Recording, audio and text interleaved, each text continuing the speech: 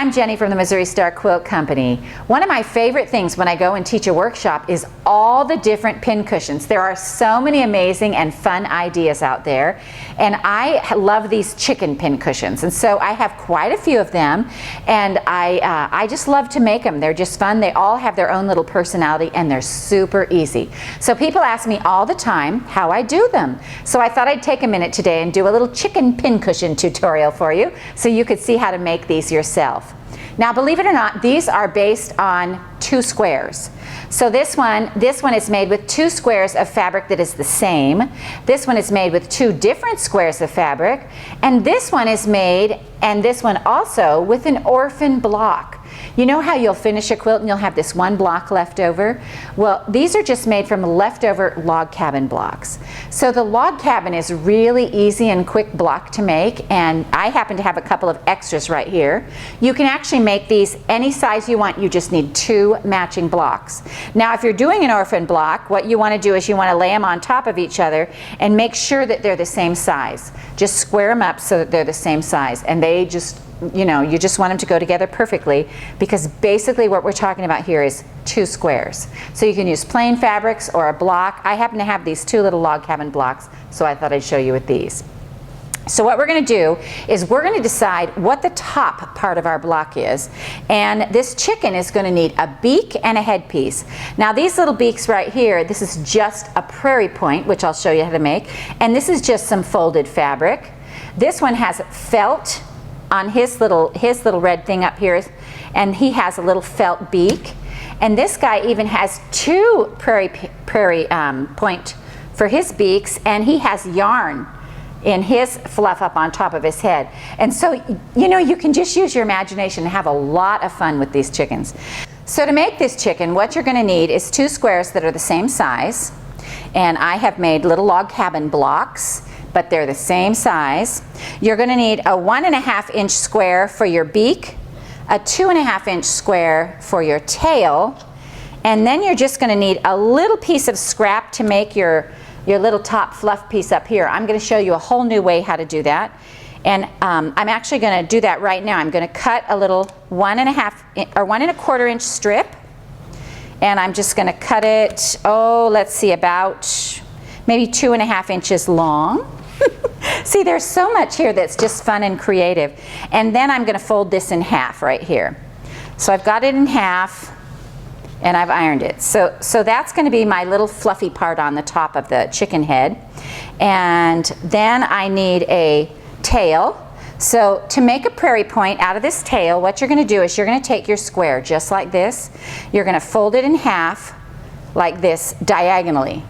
And then you're going to fold that over again one more time. So you have this triangle, but all the parts on the outside are now folded seams, and this little seam, the only open seam, is going to go inside.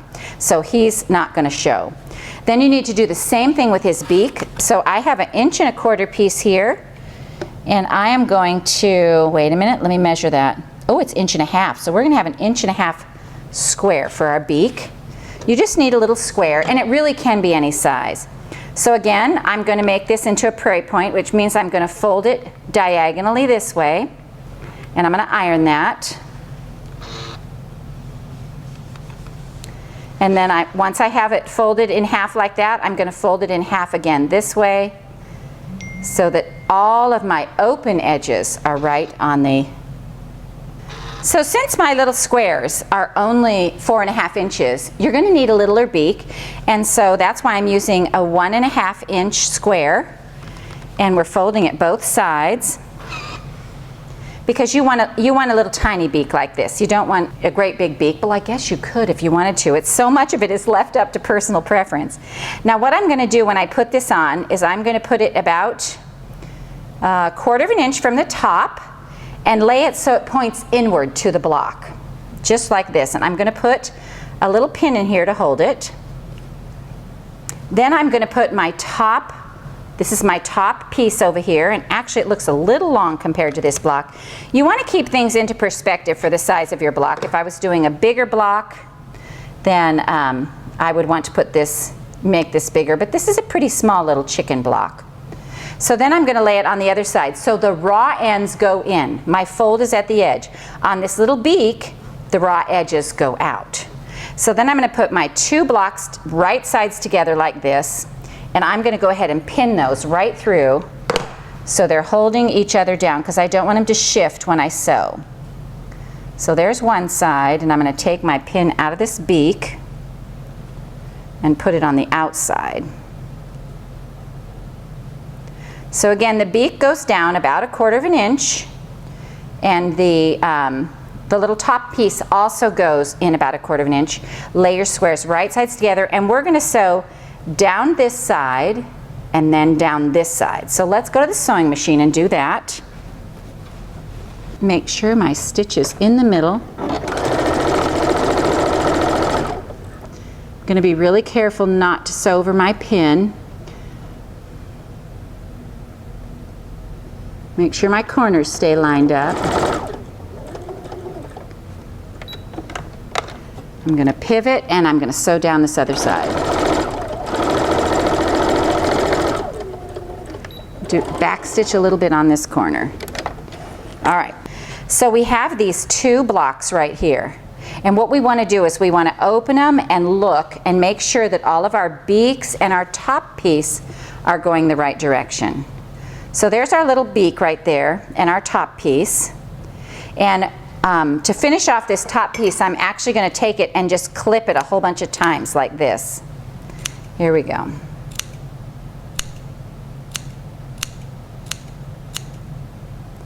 And this you can do after you're done or before, and I'm just going to kind of ruffle it up so he gets like a little curly top. That's different from my other tops. It's just a whole different way of doing it. So here's our little guy, and we realize that this part right here we need to sew down too. So we're going to flip him back in. And then this seam right here, what we're going to do is we're going to sew about 1.5 inches, leave about 1.5 inches opening, and then sew this closed right there. All right, so let's go do that. So I'm going to start and sew about 1.5 inches. I'm going to back stitch that because I don't want it to come apart. Then I'm going to take this right here and about 1.5 inches from the end and sew it down. So we have this one piece down here like this now. This is the other side that we didn't sew. Here's our opening, but we're going to leave that alone for now. And so this tail piece right here, we're going to pull so that the seams meet, just like that. And then we're going to slide our tail in here with the point going in, and we're matching it up on that middle seam. And we're going to line that up along that edge, make sure it's centered. I'm going to put a little pin in there. I know I don't usually use pins, but I want to make sure this stays in there really good. And then we're just going to sew straight across this one right here, 1/4 inch. So here we go.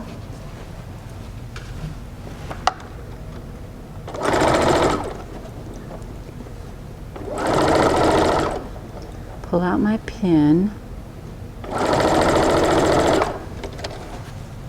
So now what we get to do is now we get to turn our chicken right side out.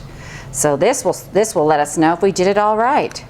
So basically, just to recap, before I turn him, you're going to lay your beak in and your top piece in, and you're going to sew on this side and this side. You're going to come down on the bottom and you're going to sew a little seam about 1.5 inches, leave an opening, and sew the other 1.5 inches closed. You're then going to take the back part and pull it aside like this, so that, and then slide your tail ends and sew all the way across there, and then we're going to turn this from here. Now I'm going to go ahead and clip these corners a little bit because I want a little less bulk in there, but not too much because you don't want him to come undone. All right, let's see if we got him right. I sure hope so. There's the beak. All right, hang on, we're coming. Wait for it. All right, there we go. I'm going to take my scissor point, push out his little points, little corners. Oh, look, there's his little beak and his little top. Here's his little tail. Oh, we got him. And then we need to talk about stuffing a little bit. So I just want to tell you what's in these guys. So this guy has soybeans in him. I have a guy over here with rice. I have this one that has, like, I think this has those lizard litter. It's like crushed walnut shells, only they're finer. This one has lizard litter inside with fluff on the outside. Really, you can put anything you want inside these. The crushed walnut shells are supposed to be really good for keeping your needles sharp. Soybeans are what I had when I made this guy. So whatever you want to put in there. You can also put some fluff in there. But they make darling little chickens, don't you think? And then if you want to put eyes in him, I just used my pins and put a black pin in there for his eye, and it just works perfect, and he has sight. So I hope you're able to do this and have some fun and use your imagination, use up some of those orphan blocks, but remember it only takes 2 squares that are the same size. We hope you enjoyed this tutorial on the chicken pincushion from the Missouri Star Quilt Company. The mic is on, let's have a tutorial. You ready?